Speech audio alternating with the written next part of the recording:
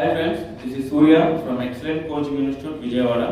So, SI అభ్యర్థులు ఎవరైతే exam రాశారో ప్లిమ్స్ సో మా కీ చూసుకున్న అఫీషియల్ కీ చూసుకున్న క్వాలిఫై అయిన వాళ్ళకి అందరికీ కూడా కంగ్రాట్స్ అండ్ ఈవెంట్స్ బాగా ప్రాక్టీస్ చేయండి. మెయిన్స్ ఎగ్జామ్ తొందరలోనే ఉంది కాబట్టి బాగా చదవండి. ఆల్ ది బెస్ట్ అందరికీ చెప్తున్నాను. సో మాకు మీ దగ్గర నుంచి వచ్చిన రిక్వెస్ట్ కామెంట్ సెక్షన్లో ఒక అభ్యర్థి ఎస్ఐ అభ్యర్థి సార్ తెలుగు మీడియం ఇప్పుడు ఎగ్జామ్ ఎస్ఐ మెయిన్స్ లో తెలుగు అండ్ ఇంగ్లీష్ ఎగ్జామ్ ఎలా జరిగింది, సో ఎస్పెషల్లీ తెలుగు ఎగ్జామ్ ఎలా జరిగింది, దాని ప్యాటర్న్ ఎలా ఉంటుంది, ఎన్ని మార్కులు ఉంటుంది అనేది మమ్మల్ని అడిగారు.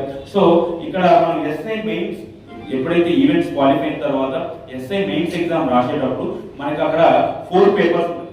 ఒక పేపర్ ఫస్ట్ పేపర్ ఏమో Telugu, second paper English, third paper arithmetic reasoning, fourth paper general studies.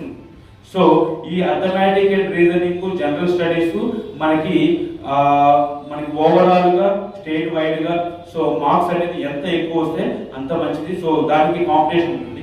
కానీ తెలుగు ఇంగ్లీష్ లో మాత్రము ప్రతి ఒక్క అభ్యర్థి, జనరల్ అభ్యర్థి ఏమో 40 మార్కులకి, బీసీ అభ్యర్థి 35 మార్కులకి, ఎస్సీ అభ్యర్థి 30 మార్కులు వస్తే, ఎస్సీ ఎస్టీ అభ్యర్థులు 30 మార్కులు వస్తే క్వాలిఫై అవుతారు. సో దీంట్లో ఈ మార్క్స్ అనేది కన్సిడర్ చేయాలి. ఓన్లీ మనకి ఎగ్జామ్ అనేది అథమెటిక్ రీజనింగ్ 200 మార్కులు, జనరల్ స్టడీస్ 200 మార్కులు, 400 మార్కులకి మనకి ఎగ్జామ్ అనేది కన్సిడర్ చేస్తారు. దాన్ని బేస్ చేసుకుని మనకి మెరిట్ లిస్ట్ ఇస్తారు. కానీ తెలుగు ఇంగ్లీష్ అనేది కంపల్సరీ పాస్ అవ్వాలా.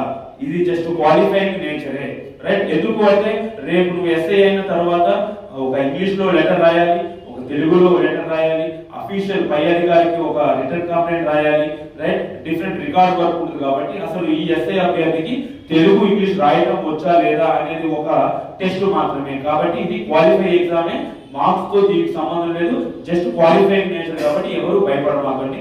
సో దానిలో సంబంధించి తెలుగు ఎగ్జామ్, రైట్? సో ఇక్కడ తెలుగు ఎగ్జామ్, ఇంగ్లీష్ ఎగ్జామ్. ఇప్పుడు ఎవరైతే విద్యార్థులు, గ్రామీణ ప్రాంత విద్యార్థులు, ఎవరైతే డిగ్రీ చదువుకున్న విద్యార్థులు, గ్రామీణ ప్రాంత విద్యార్థులు ఎలా ఉంటారంటే తెలుగు క్వాలిఫై అవుతారు, ఇంగ్లీష్ ఫెయిల్ అవుతారు. BTech pharmacy, right? సో ఇట్లా డిఫరెంట్ కల్చర్ నుంచి, టెక్నికల్ రంగం నుంచి వచ్చిన ఈ విద్యార్థులు ఇంగ్లీష్ మీడియం అభ్యర్థులు ఇంగ్లీష్ పాస్ అవుతారు, తెలుగు ఫెయిల్ అవుతారు. లాస్ట్ ఇయర్ మా విద్యార్థి 300 మార్కులు వచ్చాయి, కానీ అతను తెలుగు ఫెయిల్ అయ్యాడు. కాబట్టి అతనికి 400కి 300 మార్కులు వచ్చినా కానీ తెలుగులో 40 మార్కులు రాలేక అతను ఫెయిల్ అయిపోయాడు. సో అతను కాంపిటీషన్ నుంచి బయటకు తొలగాల్సి వచ్చింది. కాబట్టి చాలా జాగ్రత్తగా, ఎలాగైతే అథమెటిక్ రీజనింగ్ మనం అనుకుంటామో ఇంపార్టెంట్ అనుకుంటామో, జిఎస్ ఎట్లయితే ఇంపార్టెంట్ అనుకుంటామో, అలాగే తెలుగు ఇంగ్లీష్ కూడా మనకి ఎస్ఐ ఎగ్జామ్ రావాలి అంటే అంత ఇంపార్టెంట్. కాబట్టి ఒకసారి ఎవరైతే అభ్యర్థి తెలుగు ఎగ్జామ్ ప్యాటర్న్ గురించి అడిగారు కదా, వారి కోసం మేము ఎక్స్ప్లెయిన్ చేస్తున్నాము, అందరూ చూడండి. సో ఈ తెలుగు ఎగ్జామ్ ప్యాటర్న్ ఎలా ఉంటుంది, మెయిన్స్ అనేది ఇది పేపర్ 1 అండి. సో ఇది టోటల్ 100 మార్క్స్ ఉంటుంది, టోటల్ 100 మార్క్స్ ఉంటుంది. సో ఇది క్వాలిఫైయింగ్ నేచరే. 40 మార్కులు ఓసీకి వస్తే చాలు, బీసీకి 35, ఎస్సీకి అండ్ ఎస్టీకి 30 మార్క్స్ వస్తే పాస్ అయ్యారు, జస్ట్ క్వాలిఫైయింగ్ నేచర్. ఒకవేళ ఇందులో 100కు 100 మార్కులు వచ్చినా కూడా ఎవరు కన్సిడర్ చేయరు. సో దీనిలో ఇది ఏ రకంగా పేపర్ అడుగుతారంటే, తెలుగు ఎగ్జామ్ అంటే మనం అనుకుంటాము సందులు, సమాసాలు, రైట్? తర్వాత ఛందస్సు, రైట్? అలాంటివి ఏమి ఉండవండి. అది ఓన్లీ అలాంటి అసలు అడగరు, ఛందస్సు ఇలాంటి అడగరు.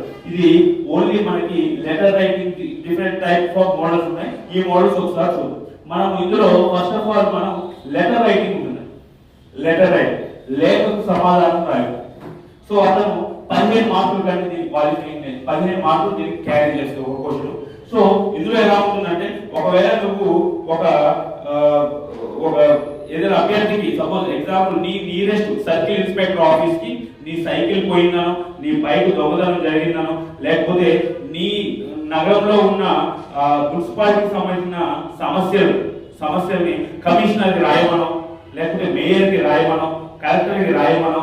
సో ఇలాగా పబ్లిక్ రిలేటెడ్ క్వశ్చన్స్ అడుగుతారు. పబ్లిక్ రిలేటెడ్ క్వశ్చన్స్ మనకి ఇక్కడ లెటర్ రైటింగ్ లో అడుగుతారు. సో దీనిలో ఈ పబ్లిక్ రిలేటెడ్ దీనిలో ఎలా నువ్వు లెటర్ అనేది ఎలా రాస్తున్నావు?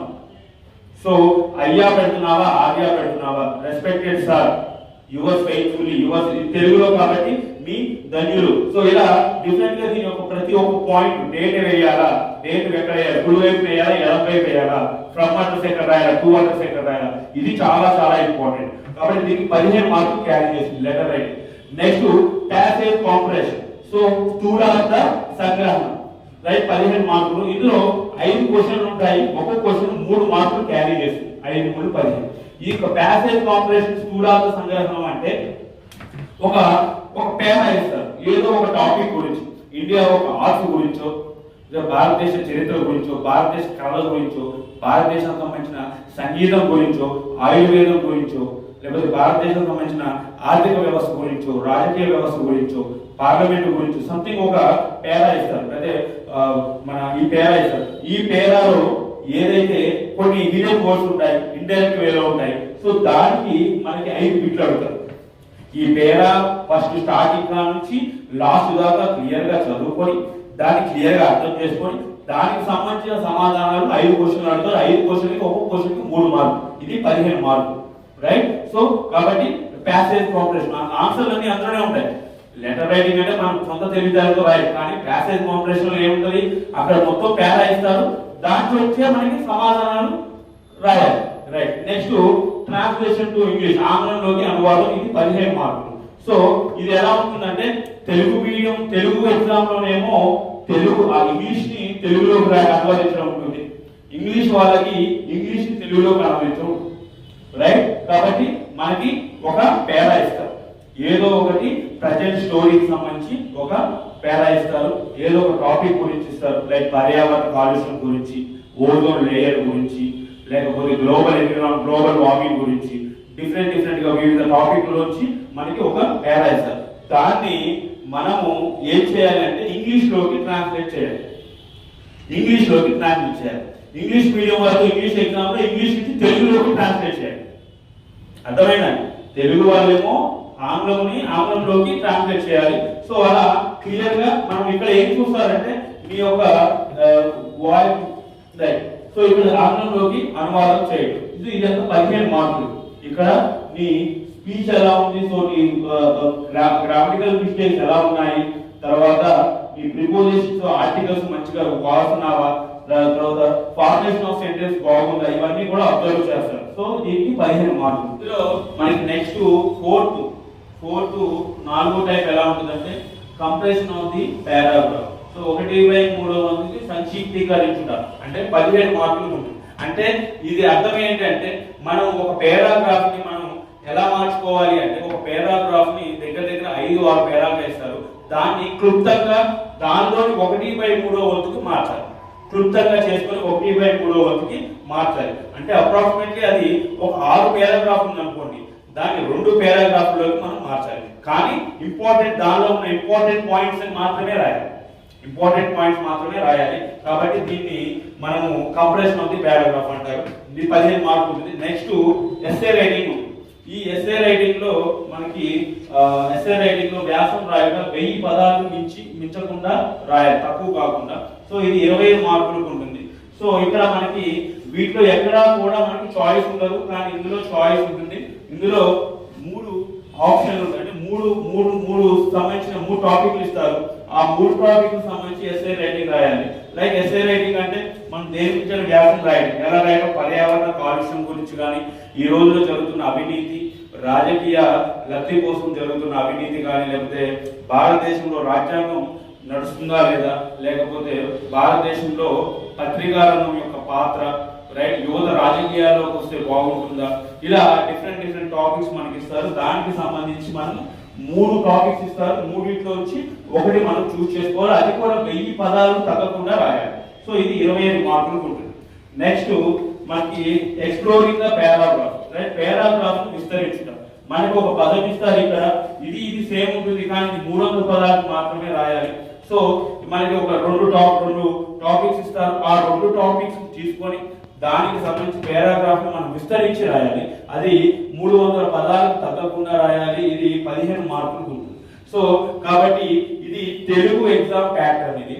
సో ఇంగ్లీష్ ఎగ్జామ్ ప్యాటర్న్ కూడా ఇలాగే ఉంటుంది, బట్ లిటిల్ చేంజెస్ ఉంటాయి. అవి నెక్స్ట్ వీడియో చేస్తాము. కాబట్టి ఎవరైతే ఇంగ్లీష్ మీడియం విద్యార్థులు ఉన్నారో ఇప్పటి నుంచే కొంచెం తెలుగు చదవడం, తెలుగు రాయడం నేర్చుకొని ఉంటే మంచిది. ఎందుకంటే మీరు అర్థమెటిక్ రీజనింగ్ లో 400 మార్కులకి, arithmetic reasoning and general studies లో 400 మార్కులకి మీకు 280, 300 వచ్చినా కానీ కంపల్సరీ ఇందులో మినిమం 40 మార్క్స్ అనేది కంపల్సరీ రావాలి. అందరికి 40 మార్క్స్ అనేది రాకపోతే మనం ఏమైతే ఇది ఫెయిల్ అవుతాం. కాబట్టి ఇది మనము డిగ్రీలో ఇంజనీరింగ్ లో ఉన్నట్టు ఇంగ్లీష్ పేపర్ దిద్దినట్టు తెలుగు పేపర్ దిద్దినట్టు కాదు. ఇది యూనివర్సిటీ ప్రొఫెసర్ల చేత దిద్దిస్తారు. University professor, Nagarjuna university, Andhra university, right, ఈ యూనివర్సిటీ ప్రొఫెసర్ చేత మనం దిద్దిస్తారు. కాబట్టి మనము చాలా చాలా జాగ్రత్తగా ఒత్తులు, పదాలు, పొల్లులు, రైట్, అవన్నీ కూడా క్లియర్ గా మనం చదువుకోవాలి. రైట్, ఇంకా ఏమన్నా ఈ ఎస్ఐకి సంబంధించి ఎవరైనా ఏమన్నా డౌట్స్ ఉంటే సో మీరు కామెంట్ సెక్షన్ లో మీరు నాకు కనుక పిన్ చేస్తే, మెసేజ్ కామెంట్ చేస్తే నేను దానికి సంబంధించిన వీడియో మేము చేయగలుగుతాము. కాబట్టి ఎవరైతే ఇది అడిగారో వాళ్ళందరికీ క్లియర్ గా అర్థమైందని నేను అనుకుంటున్నాను. సో ఇది ఎస్ఐ ఎగ్జామ్ సంబంధించిన తెలుగు ఎగ్జామ్, రైట్, పేపర్ 1 ఎలా రాయాలి, ఎన్ని మార్క్స్ కి, ఇది ఓన్లీ క్వాలిఫైయింగ్ నేచరే, 40 మార్కులు వస్తే సరిపోతుంది. సో ఈ ప్రకారంగా తెలుగు ఎగ్జామ్ ఉంటుంది. ఇంగ్లీష్ ఎగ్జామ్ కూడా ఇలాగే ఉంటుంది. సో దాని గురించి నెక్స్ట్ వీడియో చేస్తాము. Okay, thank you. This is Surya from excellent coaching institute, Vijayawada.